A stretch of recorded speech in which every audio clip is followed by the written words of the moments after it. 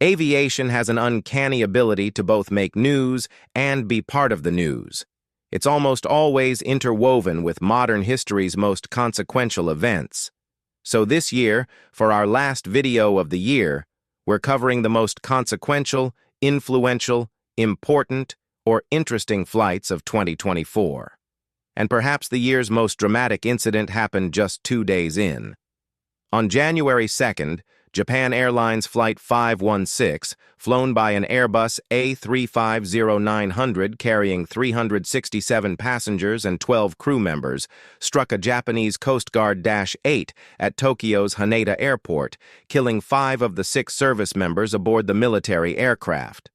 While the Airbus was legitimately cleared for landing, the Coast Guard plane, gearing up to deliver supplies for victims of the Noto earthquake, seemingly taxied onto the runway without permission, and the Airbus struck it as it came down. This marked the first full hull loss for the A350 aircraft type after it was engulfed in flames.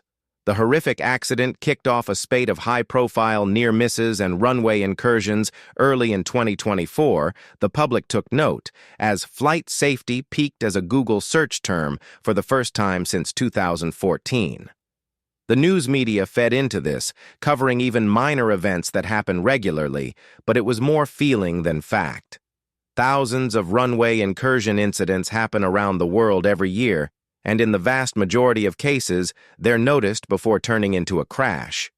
In the U.S., at least, the figures show that the number in 2024 represents a notable decline from 2023's totals. In fact, the number of incursions per million takeoffs and landings is the second lowest in a decade, beaten only by COVID-affected 2020.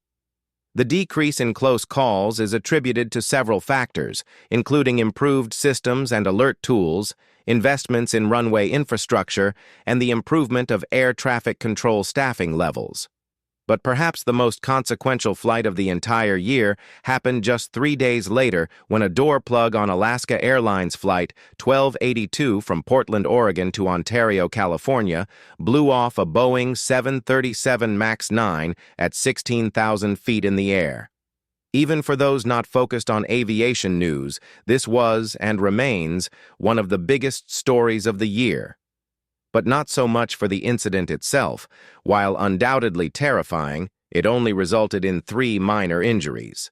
The fallout of the incident, however, has been massive for Boeing and the entire aviation industry.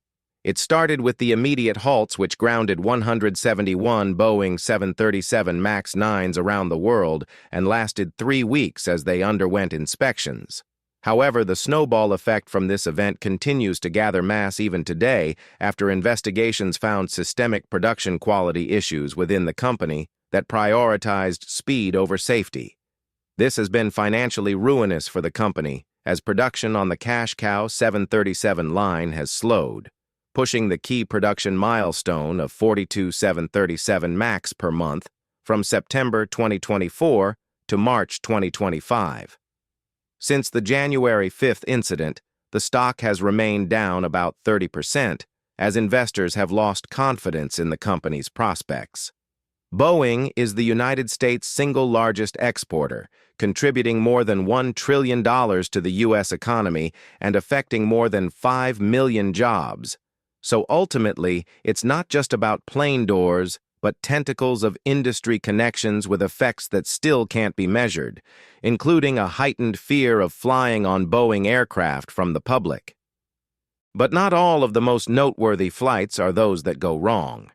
It was the year of Taylor Swift, and nothing could more appropriately capture the world's obsession with the pop star than its intense tracking of a private jet that traveled 5,473 miles from Tokyo's Haneda Airport to LAX.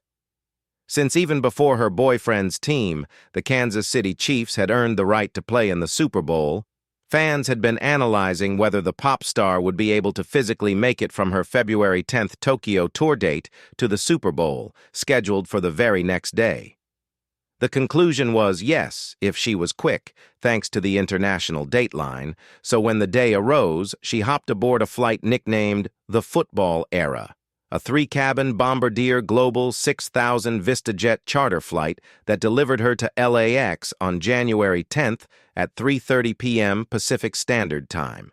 That's where her own 19-passenger Dassault Falcon 7X, which could not comfortably make it from Tokyo to Las Vegas without stopping for fuel, was waiting so she could take a second flight to her ultimate destination, Las Vegas, where Kelsey and the Chiefs were playing. But, like with anything Swift associated, there was fallout. That's because she and other celebrities such as Elon Musk and Mark Zuckerberg didn't necessarily like all of their movements being tracked by online sleuths. Swift went as far as to threaten a lawsuit against college student Jack Sweeney, who had set up a Twitter account following her flights to draw attention to her carbon footprint, at one point dubbed the highest of any celebrity in the world.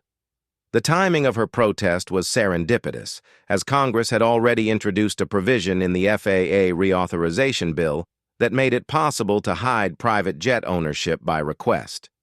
While it's still possible to track down ownership by investigation, the skies for Swift and company got more secretive with this year's legislation.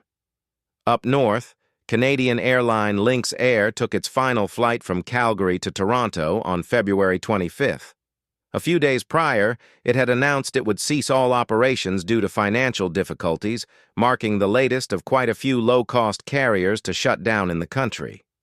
Lynx began flying in April 2022 with 9 Boeing 737 MAX 8s serving these destinations in North America.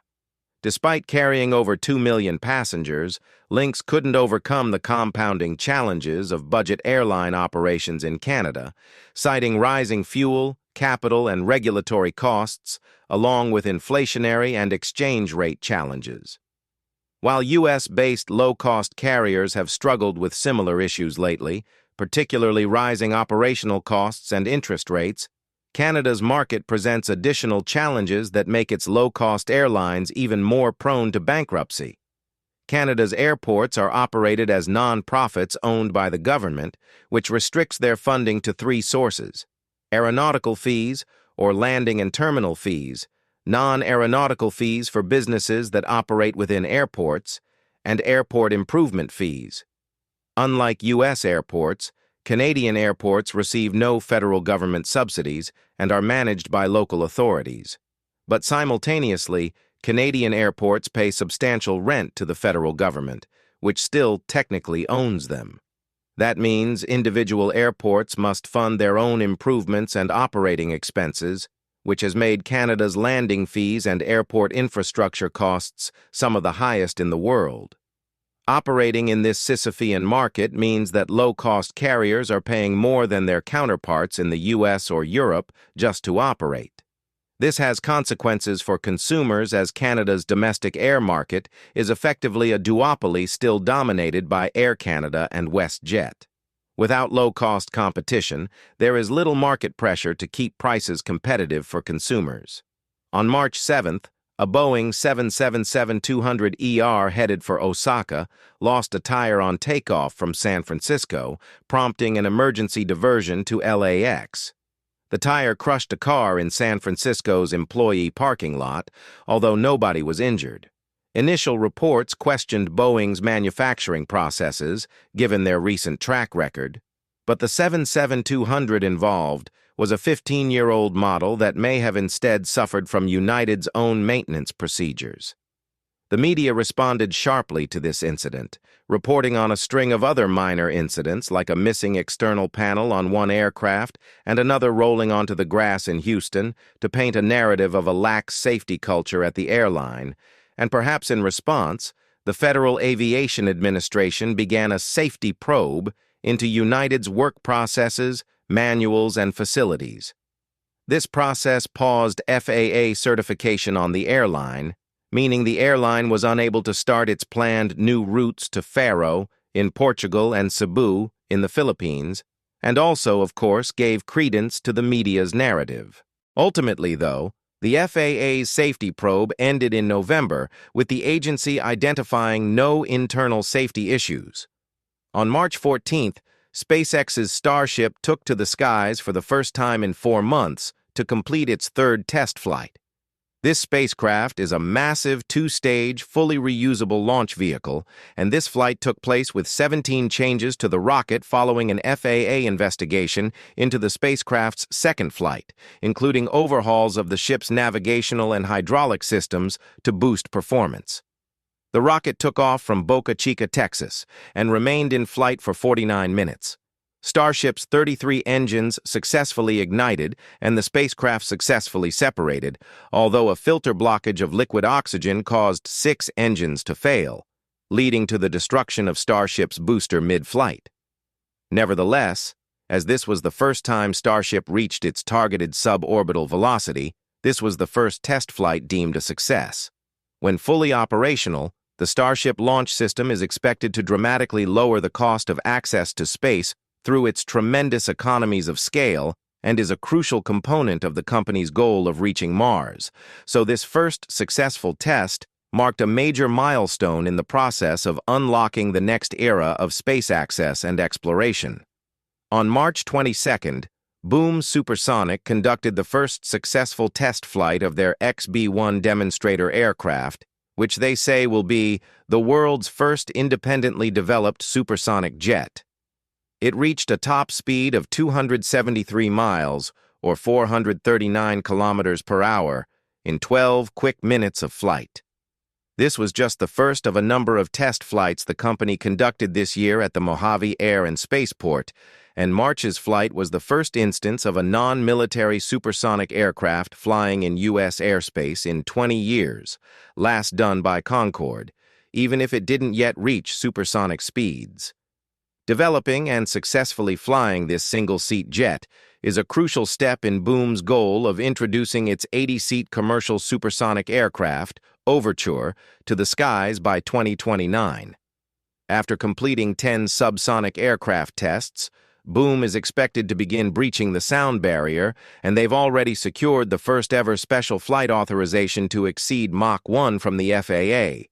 Although their market viability remains to be seen, they're getting quite close to proving, at the very least, their capability of physically developing a supersonic airliner.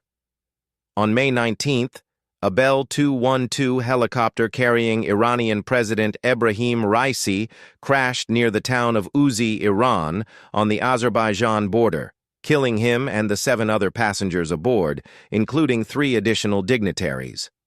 The party was en route from a hydroelectric dam opening ceremony at Giz-Galasi to the city of Tabriz, in the East Azerbaijan province, when they hit heavy fog and clouds.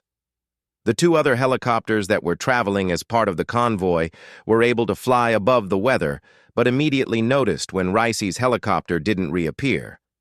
Because of the weather, it took 17 hours for recovery efforts to locate the helicopter in the dense wildlife corridor in which it fell.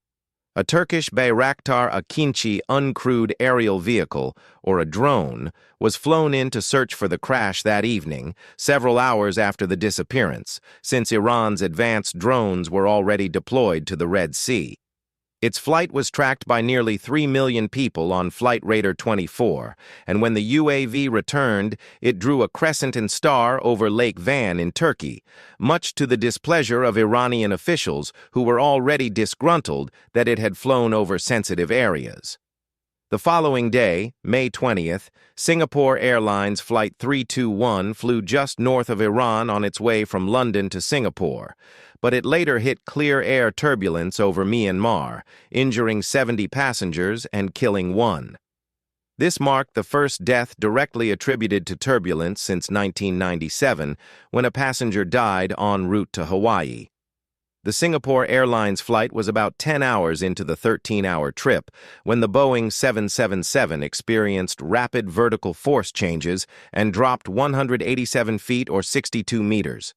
The captain took over manual control and returned the plane to its cruising altitude of 37,000 feet, and then diverted for an emergency landing in Bangkok. Though deaths from turbulence have always been and still are exceedingly rare, turbulence itself is becoming more common as the Earth's temperature warms. One study found that severe turbulence increased by 55% between 1979 and 2020 on a typical North Atlantic route, one of the most turbulent corridors on the planet. Clear air turbulence is just one of 7 major types of turbulence, with the rest more closely associated with weather and geography, such as flying over a mountain range or hitting a thunderstorm.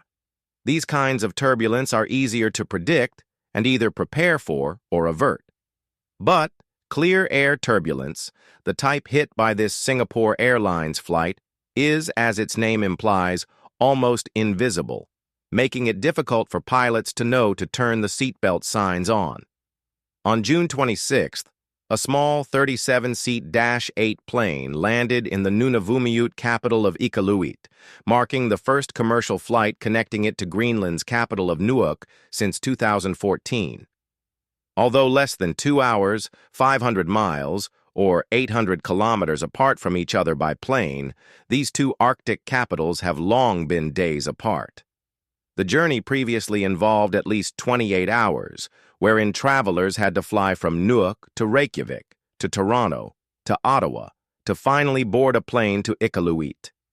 Much of the population of both northern Canada and Greenland are Inuit, meaning they share a common heritage and history, so this first flight between the two capitals followed a 2022 intergovernmental agreement between Greenland and Nunavut, pledging to strengthen their relationship and develop cooperation, particularly in travel, tourism, and culture.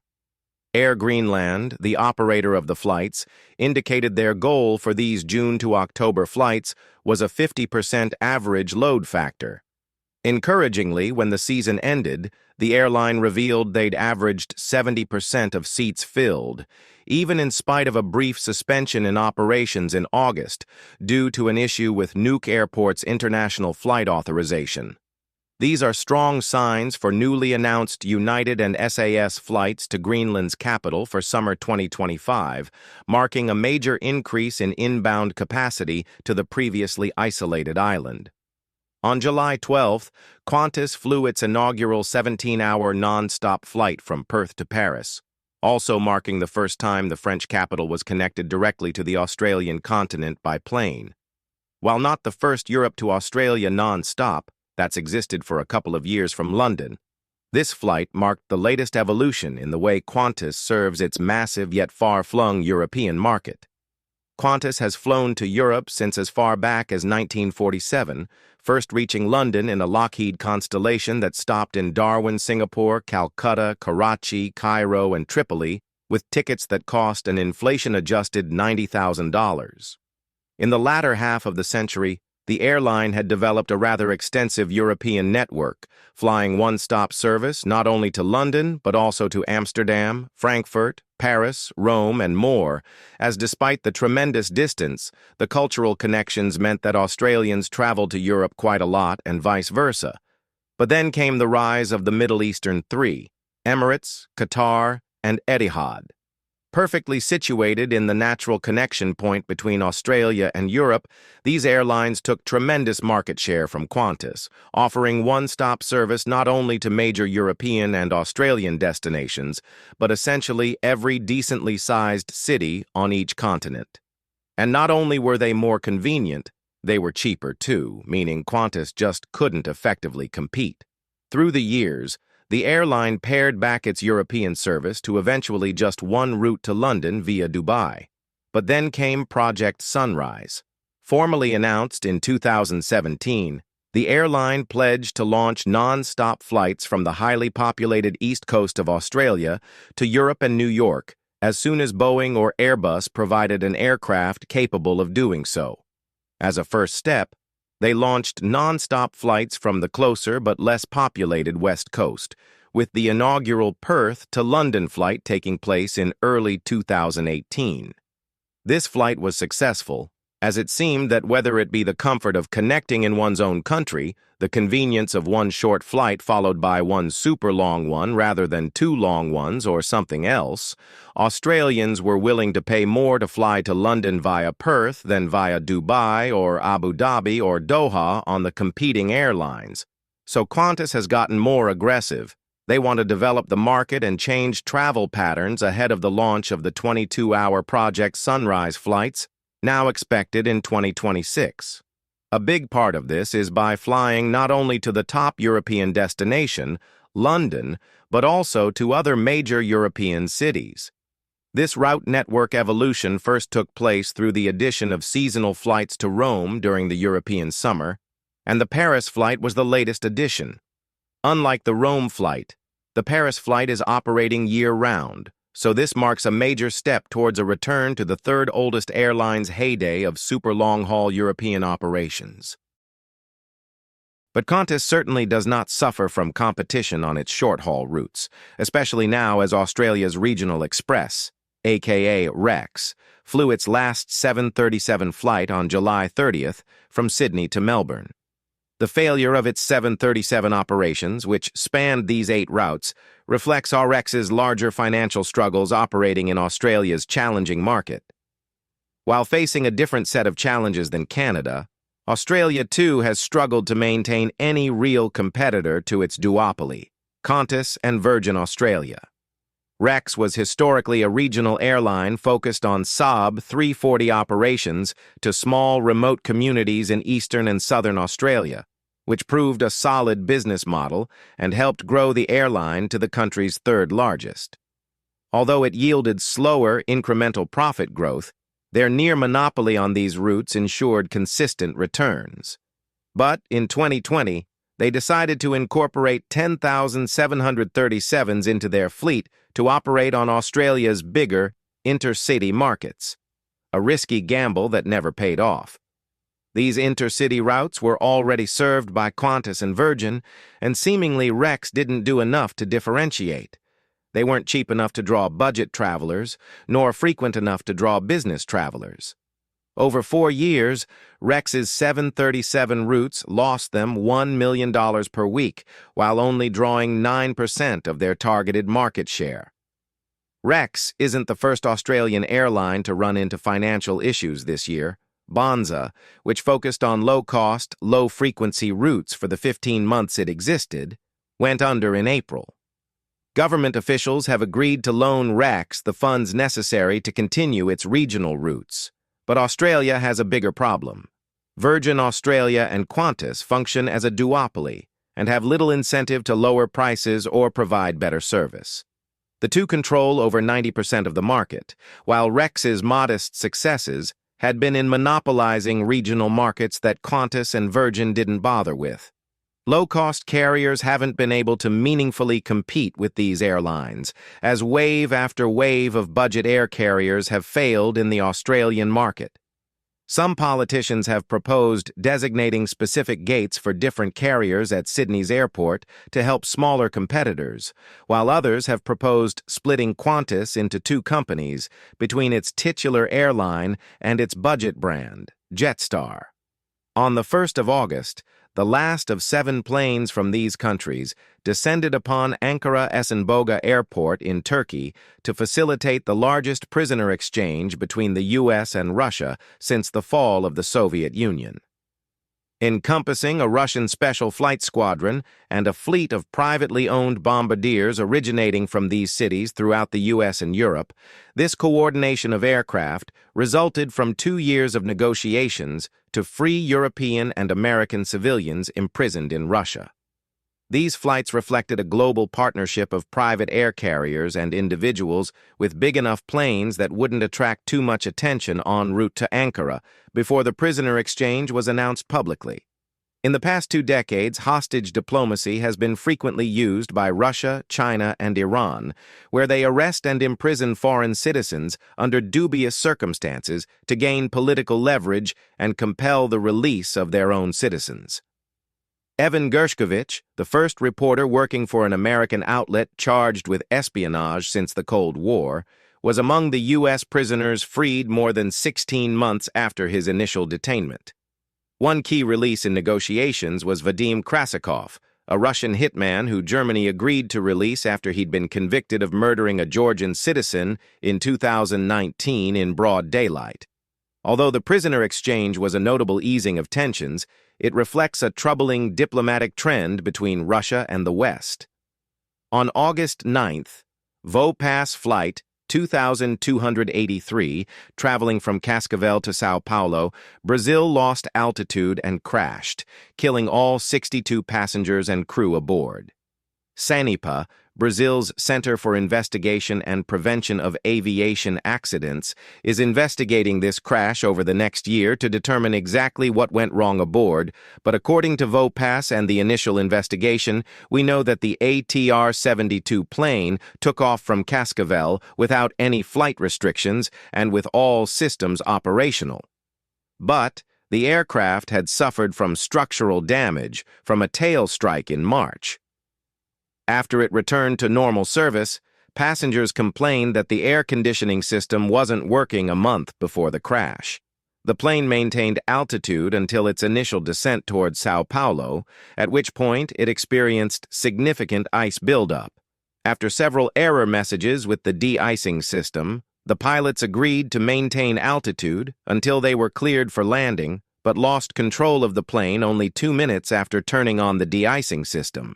The troubles for Boeing this year, unfortunately, didn't end with the 737.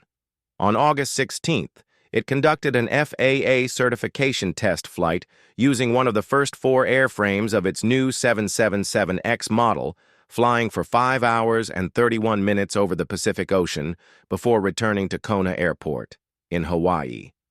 All went as planned in the air, but upon return, a post-flight inspection found a severed thrust link, a critical part of the component that mounts the engine to the aircraft.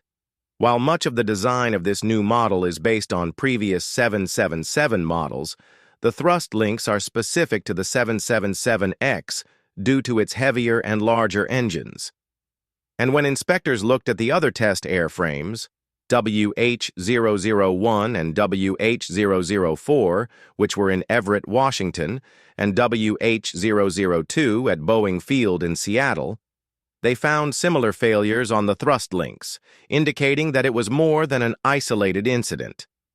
The 777X is mounted with 2 GE Aerospace GE9X power plants, each with 2 thrust links. The pieces are made of titanium and transfer loads from the engine to the lower part of the engine mount. And because there are 4 on each plane, the redundancy means that even if one fails, the structure maintains integrity and the aircraft can safely land. FAA testing is, of course, the opportunity to root out issues before a new model gets approval. The plane, whose first test flight was over 4 years ago, could be the world's largest and most fuel-efficient twin-engine passenger jet if it's cleared for takeoff. Though the part has been replaced on WH-003 in October, the company announced that its first 777X deliveries would now be delayed until 2026, which was just the latest delay from the original estimate of 2019. The announcement affected more than a dozen airlines that have orders with Boeing, most notably Emirates with some 200 577Xs expected. Sheikh Ahmed bin Saeed Al Maktoum, chairman and CEO of the airline, made a rare bit of public criticism of Boeing when he said, "We're not happy really with what's going on. We always really wanted to see this aircraft entering the fleet when it had been promised, and there is a delay. It's not only to us." The spiral continued for Boeing as 33,000 Boeing employees went on an 8-week strike this fall in a fight over fair wages. As a result of the strike, which stopped production on 737s, 767s, and 777s, Boeing also cut 17,000 jobs, representing about 10% of its global workforce. The problems continue to mount. The company reported $5 billion in losses in its third quarter, and it's hard to predict how a company that continues to have blowout events can ever land safely at this current speed. And even though the strike ended and negotiations were settled, it continued to be a bad year for Boeing. It was supposed to be a bright spot when Boeing's Starliner spacecraft successfully landed at 12:01 a.m. at the U.S. Army's White Sands Missile Range in New Mexico after an extended stay at the International Space Station. But it was missing something important: the 2 astronauts who initially were aboard when it launched in June. That's because what was scheduled to be a 10-day trip for Suni Williams and Butch Wilmore, making history as the first crewed Boeing Starliner flight, already after years of issues and delays, quickly turned into an odyssey when helium leaks and issues with the Starliner's reaction control thrusters were discovered as it approached the space station. The astronauts and technicians on the ground tried to find solutions for the spacecraft, but it became apparent that a quick fix, and one that NASA felt confident with to carry the astronauts back to Earth, would not be found. Instead, the organization opted to send the Starliner back to Earth uncrewed in September and leave Williams and Wilmore at the space station until SpaceX's Crew 9 spacecraft could bring them home in February, extending their trip by 9 months. Obviously, the unplanned stay in space is an issue for the agency and the astronauts, but getting them home safely is the priority. The fact that NASA didn't think the Boeing craft could do it adds mounting doubt to their already crumbling reputation. Canada's northernmost city of just 7,000 people got a surprise visit when Air India Flight 127 made an emergency landing in Iqaluit with 211 passengers after it received a bomb threat.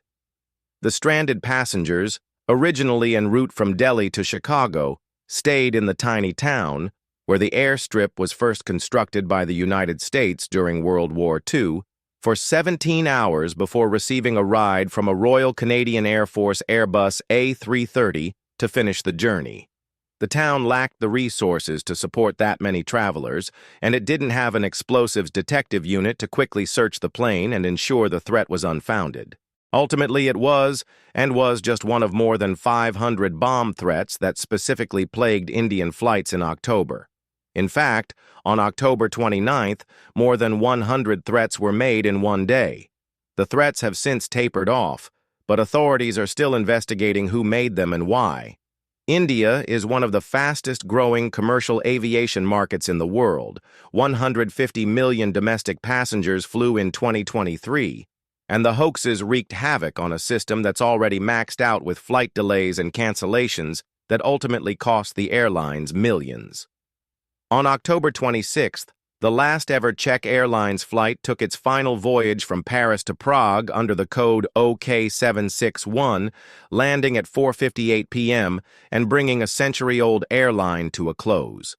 Begun in 1923 under the name Czechoslovak State Airlines, they provided domestic flights between Bratislava and Prague and expanded to Zagreb in 1930. It was the fifth oldest airline in the world to still operate and reached a vaunted status with these 4 airlines. After expanding to long-haul flights in the 1970s, Czech Airlines persisted through financial troubles in the 1990s and 2000s, the former of which was spurred by unsuccessfully trying to privatize, and the latter by the 2008 financial crisis, as well as increasing competition. 98% of Czech Airlines shares were purchased in 2018 by SmartWings, who took over its existing routes and aircraft. Czech Airlines' only route for the past few years has been between Prague and Paris, which is also served by a plethora of low-cost carriers like EasyJet and Ryanair. Czech Airlines branded Airbuses will still fly under SmartWings' name, but those planes will be the only traces in the sky left of the once lauded airline. On November 14th, the world's first commercially operated Airbus A321XLR took to the skies for its first transatlantic flight, flying from Madrid to Boston with the moniker EC-OIL, operated by Iberia Airlines. This plane is much anticipated, the largest single-aisle jet currently in production, with a maximum range of 5,400 miles or 8,700 kilometers or 11 hours non-stop. The XLR moniker refers to its extra-long range and reflects Airbus's entry into a market previously served by the now-discontinued Boeing 757 and larger wide-body aircraft. The route from Madrid to Boston is a smaller demand route offered by Iberia, whose economics would prove challenging operating year-round on a wide-body jet. But because this jet is a middle-of-the-road, single-aisle aircraft whose range punches above its weight, Iberia can make this route work with fewer passengers per flight. Iberia will expand its A321XLR service to its Madrid to DC route beginning in January, and other airlines have put in over 500 orders for the model already. Within several years, this aircraft should make for plenty more transatlantic non-stops between destinations previously too low demand to justify long-haul flights. EC Oil's first flight from Madrid to Boston also ups the stakes for Boeing, whose regulatory problems aren't limited to door plugs flying off planes mid-flight. Their largest single aisle, the 737 MAX 10, has yet to pass certification. On November 26th, the last regular Air Greenland A330 flight from Copenhagen to Kangerlussuaq Airport in Greenland occurred. This has been the primary way in and out of Greenland for decades, but that ended as the flights to Copenhagen shifted to the country's capital, Nuuk, following the opening of its new airport on November 28th. It's the end of a long era for Kangerlussuaq. This airport, located 50 miles or 80 kilometers north of the Arctic Circle, was Greenland's biggest commercial airport and primary air traffic hub after it was originally built as a U.S. airbase during World War II. Until this year, it was the only airport in southern Greenland with a long enough runway to accept wide-body planes. Kangerlussuaq's location was a double-edged sword. Because it sits inland, it has relatively mild weather and better visibility, but it's also quite remote with a population of 500. In fact, the town was basically built to house personnel for the airport. As Greenland's tourism grew over the past 30 years, Kangerlussuaq became a sticking point. Any jet aircraft, meaning almost any international flight, had to land here, hundreds of miles north of Nuuk. That meant most international travelers had to transfer to smaller planes to get to Nuuk or other coastal population centers. In 2011, Air Greenland decided to move its intercontinental hub from Kangerlussuaq after a runway extension in Nuuk was completed. 13 years later, that runway extension is done, along with a brand new terminal, part of the Danish government's investment in Greenland tourism infrastructure. While November 26th marked the end of Airbus A330 flying to Kangerlussuaq, the fjord-adjacent hamlet will continue to be a draw for tourists coming by sea.